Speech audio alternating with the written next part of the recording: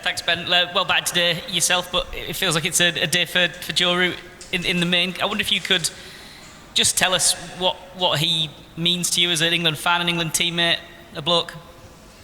Well, it's just a pleasure to share the dressing room. I mean, you wouldn't know he's achieved what he's achieved, how he is in the dressing room. He's such a good man to have, and he's probably still working as hard as he ever has.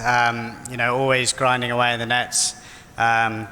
We make jokes that he says he's out of form when he's getting Test hundreds, so it's probably a good place for him to be. But I think more importantly today, batting that whole day in that heat shows mentally how fit he is, and also physically. I was only out there for a session or a bit under, and it was tough work in that heat. So what he's gone to do today, I mean, hopefully many more days like it for him. I wonder if you can tell us a bit about actually how he is physically shaping up out there in between sessions coming in, because you can only see it on the TV, you can't feel it for him, but you've got a bit of a closer view than we have. Just how much has that taken out of him today? I'm sure it has, and I'm sure he'll sleep well. Yeah, I mean, in between sessions, obviously we've got a great support staff, and fluids and getting food on board, I think, is so important on a day like this. But I think, to be honest, I think he probably enjoyed more just sitting in an air-con room and just chilling out in between sessions. By the way you batted today, it seems like all is well, but obviously the thumb was a bit of a scare last night. Can you just let us know how you fixed? Is it a bit? Are you fine? Good to go? Yeah, well, I hope so. It was, I've dislocated my thumb, which is obviously not ideal, but I went straight back in, and we haven't got a scan, but it seems like there's no clear break or anything. So I think it's one of those ones where it's going to be a bit sore for a couple of weeks, but hopefully it won't impact me playing. Chris, please. Hi, Ben. I just wondered if you could talk us through the moment when Joe got to 71 and I saw he punched gloves with you. Was he aware that he'd broken Cook's record, and were there any words exchanged? He 100% was aware, but I think he made it out that he didn't have any idea.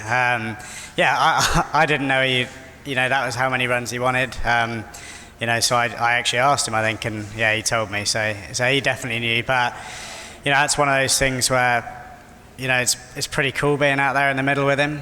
One of the greats of the game, and certainly a great of English cricket. But as I say, it doesn't feel like that with Rooty. He's incredibly humble, and those things don't really bother him. He just wants to be there playing for England as long as he can, and every time he puts on an England shirt, he's there to try and score 100 for us. He got a lot of stick for that reverse ramp shot he did in Rajkot back in February, but his form since then has been phenomenal. I think he's averaging about 90. Can you just talk us through kind of his form since then and how he's been in the team? Because he seems to have changed his game slightly, I guess, but his form has just been out of this world. I'm pretty sure it had nothing to do with that shot.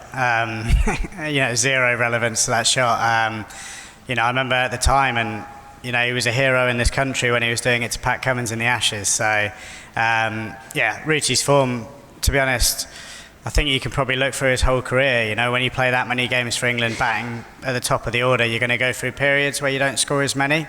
I think what Joe Root does is, when he's in good form, he cashes in and he constantly, goes on and makes big scores. So, long may it continue. Right.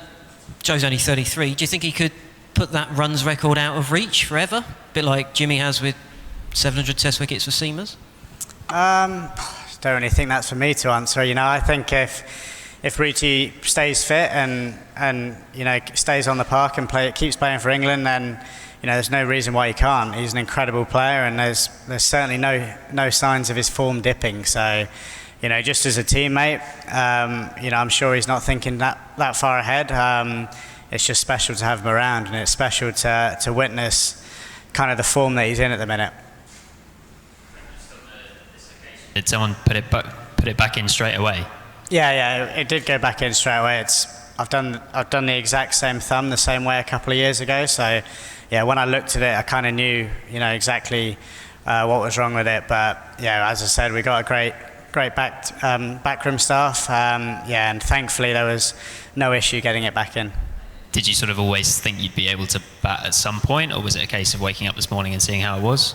Yeah, thankfully we only lost 1 wicket last night. I think if we'd have lost 3 or 4, I might have had to have gone out last night. But yeah, we kind of made the decision of giving it as many hours as we can, ice it a couple of times and see how it was in the morning. And yeah, the worry was it was going to stiffen up and be quite sore this morning, and thankfully it didn't really change too much.